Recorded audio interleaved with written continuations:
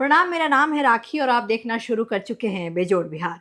एक तरफ आईपीएल चल रहा है तो दूसरी तरफ बिहार चुनाव, और आईपीएल से भी ज्यादा रोमांचक बिहार का चुनाव होने वाला है। जी हाँ, बिहार चुनाव में भले वक्त हो लेकिन रोमांच आईपीएल से कम नहीं।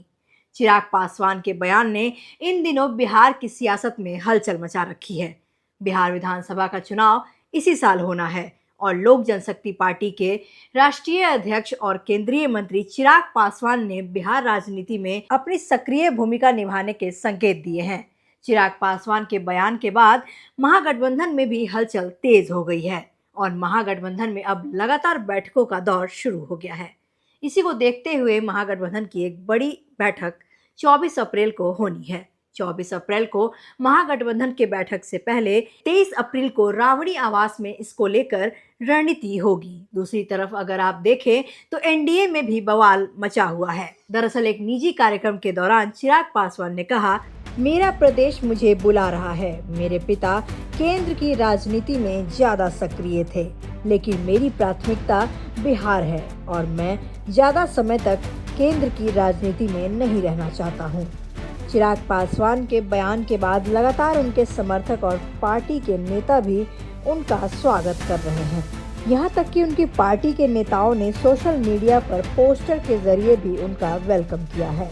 आपको बता दें कि चिराग पासवान ने बिहार की राजनीति में सक्रिय होने के संदेश दिए हैं, जिसमें लोक जनशक्ति पार्टी रामविलास के नेता और समर्थक काफी खुश नजर आ रहे हैं।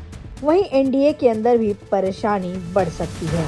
राजनीतिक विशेषज्ञों का मानना है कि अगर चिराग पासवान बिहार की राजनीति में एक्टिव होते हैं और चुनाव के समय 2020 वाली नौबत आती है तो फिर नुकसान नीतीश कुमार को उठाना पड़ सकता है।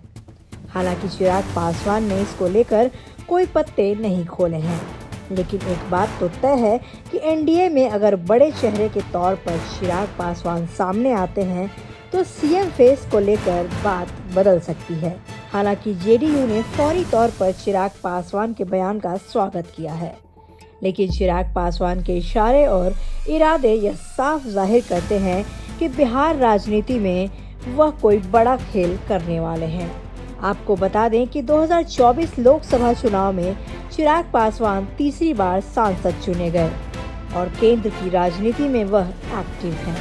हालांकि वह केंद्र में खाद्य प्रसंस्करण उद्योग विभाग की जिम्मेदारी संभाल रहे हैं। वहीं चिराग पासवान का बिहार फर्स्ट बिहारी फर्स्ट का विजन भी है, जिसको लेकर राजनीतिक चर्चाओं का बाजार तेज हो गया है कि चिराग पासवान अब बिहार की राजनीति करेंगे और वह विधानसभा का चुनाव भी लड़ सकते हैं। हालांकि इधर महागठबंधन की बैठक में तेजस्वी यादव क्या बड़ा फैसला लेते हैं, इस पर भी बहुत कुछ निर्भर करेगा। आपकी इस पूरी खबर पर क्या राय है, हमें कमेंट बॉक्स में लिखकर जरूर बताएं। बने रहिए बेजोड़ बिहार के साथ। प्रणाम। एकदम बेजोड़